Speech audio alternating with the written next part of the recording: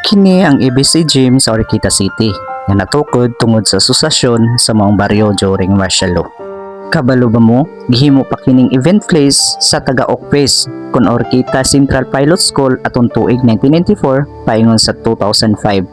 Dire gimugna ang stage play, graduations ug uban pa.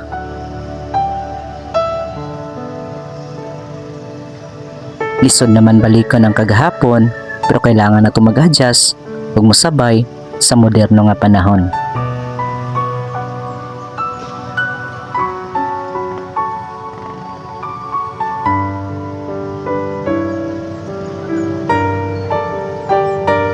Kung nagustuhan ninyo ang mga topics nga sama niini, pwede ba kunyong i-follow ug i-share ang ato ang video?